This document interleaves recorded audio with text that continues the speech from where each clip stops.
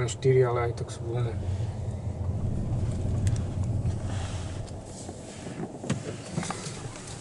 Napriek tomu, že to je priamo v meste. On to dá aj medzi mesta hlavne.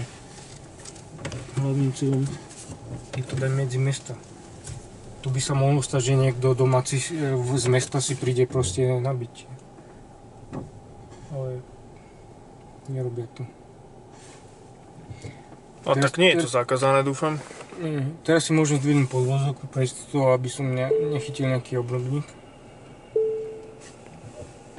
Čiže mi to teraz zdvihne. Tu je obrubník, aby neviem ako je vysoký, tak pre istotu dám vyššie auto. Tu mi ukazuje 53. No to stačí. No teraz keď chcem dať nabíjať, tak vlastne nič, len vidím len super nabíjačka.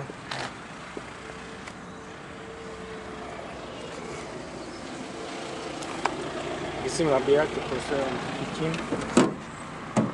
Tuto je gombík. Stačí mi otvoriť dvierka. A potom len to zasuniem. Teraz keď je zelené, znamená, že začalo nabíjať. Takže to ukazuje, že sú otvorené dvere.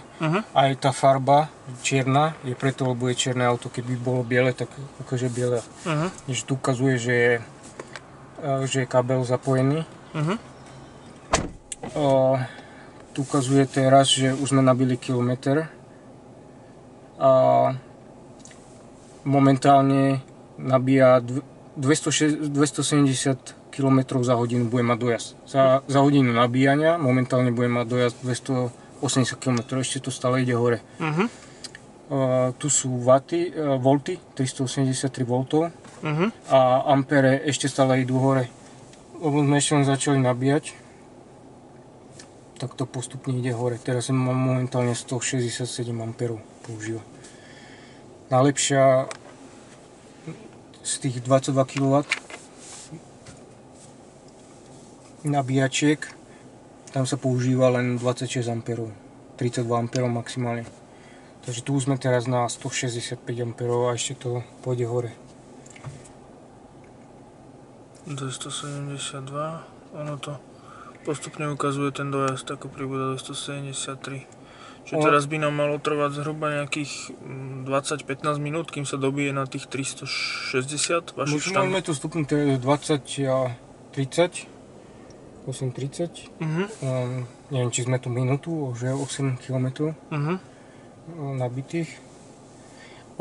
Nemali sme moc prázdnu baterku. Čím je prázdnejšia, tým rýchlejšie to nabíja. A čím je plnšia, tým pomalšie to nabíja. No, rozumiem. Lebo to ako keď si lejete vodu do pohára, tak keď už ste pri vrchu, musíte spomaliť. Tak Tesla musí spomaliť, keď už je dosť pri vrchu ako nabíjanie. Takže 364. Aj už je v podstate nabité. A 364 je toľko, keď mám na 90%. Aha. Takže to už je nabité, toto už len 87 A, už to pomaličky vypína v podstate. Ale ešte stále píše, že nabíja v podstate. Hej, a keď nabíjam na 90%, tak maximálne do tých 366 to ide. Čiže tam je asi kilometr ešte zostáva. Prestane písať to charging? Hej. 367. No to už fakt myslím si, že ďalej by a teraz je 54. No už to vyplo. Charging complete, presne teraz.